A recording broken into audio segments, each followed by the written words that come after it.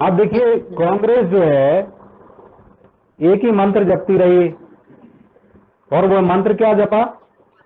त्वमेव माता च पिता त्वमेव, त्वमेव बंधुष भगिनी जीजाजी त्वमेव, त्वमेव सर्वम मम देव देवा। कि कांग्रेस ने सिर्फ डायनेस्टी का एक मंत्र ही रटा है और उसको ही उच्चारित करते रहे। हमारे सिद्दीकी जैसे कार्यकर्ता जो हैं, सिद्दीक हमारे भाई हैं, उन जैसे कार्यकर्ता मध्य प्रदेश और ऐसे हजार करोड़ों कार्यकर्ता कांग्रेस के भी हैं पूरे देश भर में, उनको उतना इंपॉर्टेंस नहीं दिया गया। और एक ही गांधी परिवार को ही डायनेस्टिक डेमोक्रेसी को महत्व देते रहे। तो उसके कारण क्या हुआ कि ये डायनेस्टिक डेमोक्रेसी पूरे दुनिया के अंदर, आप जितने भी डायनेस्टिक डेमोक्रेसी वाली कंट्री हैं, जहां जहां डायनेस्टी है, राजशाही परिवार है, आप उनका अध्ययन करेंगे तो आप देखेंगे कि वह जो डायनेस्टी होती है वो किसी भी देश के विकास में बाधा साबित होती है। वह उतना तीव्र तरीके से और सर्वांगीण विकास नहीं कर पाती है। और इसका दंश हमारे भारत ने भी झेला 70 सालों में। लगभग 60 साल के आसपास, 55 से 60 साल का जो शासन रहा वो कांग्रेस के द्वारा ही रूल रहा है। और उसमें देखिए तो एक ही गांधी नेहरू डायनेस्टी जो है उसने ही रूल किया। अब मैं बात करता हूं, राहुल गांधी जी ने कहा, तो राहुल गांधी जी देखिए अब खुद अपनी पार्टी में अभी उनकी प्रासंगिकता कम होती जा रही है।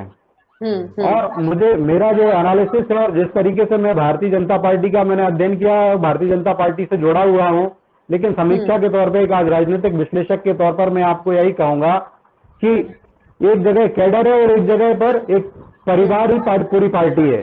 और भारतीय जनता पार्टी में जितनी पार्टी के 18 करोड़ सदस्य हैं वो सब परिवार बन जाते हैं।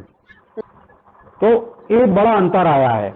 और दूसरी बात, अब राहुल गांधी जी अगर इतने ही बलवान होते और इतने ही समर्थ होते तो क्यों फिर वो अमेठी से भागे थे? क्योंकि उनको पता चल गया था कि अमेठी में उनकी लोकसभा के चुनाव में हार होनी निश्चित है, पराजय, इसलिए उन्होंने दक्षिण का रुख कर लिया। तो वही डरपोक तो है ही, राहुल गांधी जी भी डरपोक जो है, डरने का भाव उनका लोकसभा चुनाव में साबित हुआ। अब देखिए हमारे मित्र है मुजाहिद जी, बहुत अच्छी उन्होंने बात कही कि इनके राहुल जी के ऊपर ही केंद्रित हुए। लेकिन आप देखिए अगर कांग्रेस के अंदर मुजाहिद जी जैसे लोगों का सम्मान होता और उनके विचारों का सम्मान होता तो आज कांग्रेस के अंदर इतने धड़े नहीं होते। G23 बड़ा बहुत आजकल प्रचलित हो रहा है एक शब्द टर्मिनोलॉजी। G23 के नेता कौन है? देखिए उसमें भी गुलाम नबी आजाद जी हैं, आनंद शर्मा जी, ऐसे सब लोग हैं। ये क्यों ऐसा कह रहे हैं? गुलाम नबी जी ने तो वो अलग नहीं होते। अगर सही मायने में डेमोक्रेसी होती कांग्रेस में तो ये स्थिति नहीं होती।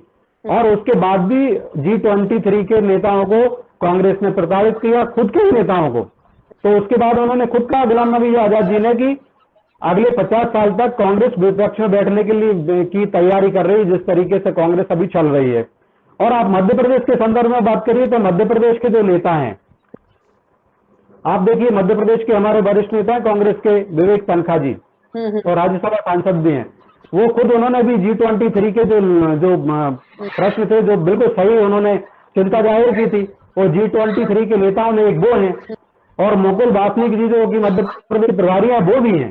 तो आप देखिए कैसे कांग्रेस टूट रही है। और कई बार कांग्रेस के जैसे ऐसे टुकड़े टुकड़े हुए हैं, जैसे प्याज में से जो छिलके छीलते हैं, तो ऐसे कांग्रेस के कई बार कांग्रेस टूटी हुई है।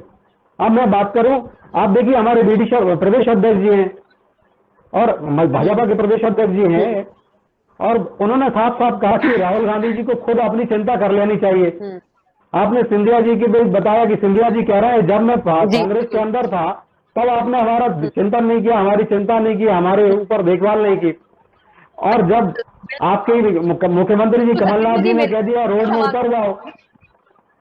जी हाँ, बिल्कुल यही, बिल्कुल मेरा भी यही सवाल था सिद्दीकी जी से, बिल्कुल, कि उस समय चिंता क्यों नहीं थी? जब अब बीजेपी में आ गए हैं, इतना हो गया है, अब उसको चिंता क्यों सता रही है राहुल गांधी? इस समय चिंता सता देते हैं, ऐसी बात है ना? यही सवाल मेरा सिद्दीकी जी, कंटिन्यू। हेलो, हाँ मेरे से सवाल है ना मैडम? जी जी जी, तो नहीं सत्येंद्र जैन जी से, सत्येंद्र जी।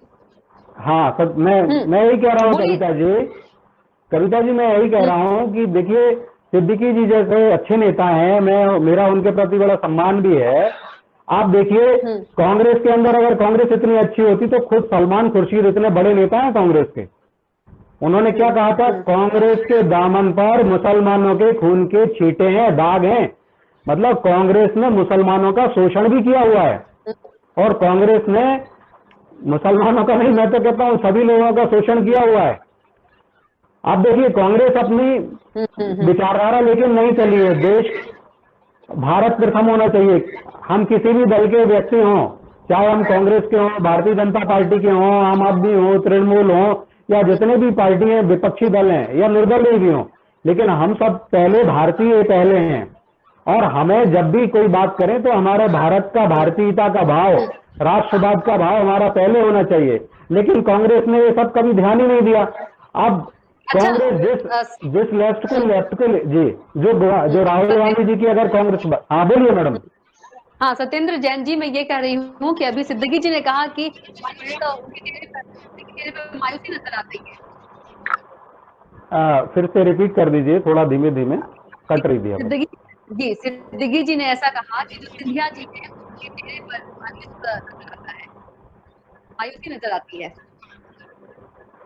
सिंधिया जी को, अच्छा, जो खुश नहीं है बीजेपी में, ऐसा कांग्रेसियों का कहना है। सिद्दीकी जी ने भी कहा, क्या आप बताइए। देखिए, अब ये तो मैं आपको बता दूं, ऐसा मुझे नहीं लगता है, क्योंकि उनकी दादी भी पहले, अगर सिंधिया खानदान का अगर इतिहास देखिए तो सिंधिया जी की दादी कांग्रेस में थी, फिर कांग्रेस ने उनकी नहीं सुनी। देखिए, किस हमेशा वहां पे डेमोक्रेसी नहीं रही है कांग्रेस के अंदर, आंतरिक लोकतंत्र बिल्कुल नहीं रहा। उनकी नहीं सुनी, उनको सम्मान नहीं दिया गया, तो उन्होंने फिर कांग्रेस से वो दूर हुई, और उसके बाद भारतीय जनता पार्टी में आई, और भारतीय जनता पार्टी में ही उनका जीवन संपन्न हुआ। तो आप देखिए, दादी जी से ही उन्होंने प्रेरणा ली हुई है, और इस समय भी उनको रोड पर उतरने के लिए कह दिया गया था। जबकि मुख्यमंत्री के लिए, जो आपने देखिए, जब काम किया था सिंधिया जी ने, तो काफी काम किया था कांग्रेस के लिए। सबसे ज्यादा सभाएं अगर मध्य प्रदेश के चुनाव में, विधानसभा चुनाव में कांग्रेस की ओर से की थी, तो वह उन्होंने ही की थी। और जिस तरीके से एक सादगी का परिचय भी दिया था उन्होंने, उस समय कोई वो गुलदस्ता नहीं लेते थे, फूल मालाएं नहीं पहनते थे, सूत की माला पहनते थे। देखिए, स्वदेशी को बढ़ाते थे, कविता जी। तो एक बड़ा अंतर था। उस समय भी मैं काफी चैनल्स पे रहा, लेकिन मैंने कभी उनकी इस बात का विरोध तब भी नहीं किया था। और किसी भी नेता का मैं विरोध नहीं करता हूं, क्योंकि वो स्वदेशी को बढ़ाते हैं, कहीं ना कहीं उसमें स्वदेशी को बढ़ाने के लिए कोई भी। जी हाँ मैडम, बोलिए। जो राहुल गांधी ने बयान दिया है, अगर 2 लाइन बोलना हो राहुल गांधी के बारे में, तो आप इस बयान को लेकर क्या कहेंगे?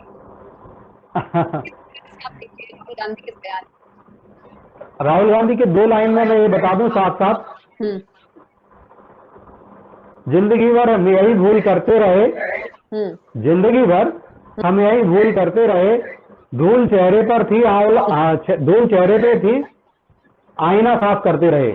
अगर कांग्रेस ने अपना आत्मावलोकन किया होता, त्वमेव माता च पिता त्वमेव त्वमेव बंधु जीजाजी त्वमेव, जीजाजी त्वमेव त्वमेव भगनी त्वमेव त्वमेव सर्वम मम देव देवा, अगर इस मंत्र से बाहर निकल के कांग्रेस के जो सच्चे नेता हैं उनके प्रति विश्वास जताया होता, तो आज कांग्रेस की स्थिति नहीं होती। आज उनको अपना चेहरे पे जो धूल है वो साफ कर लेते, तो आईने को साफ करने की आवश्यकता नहीं होती।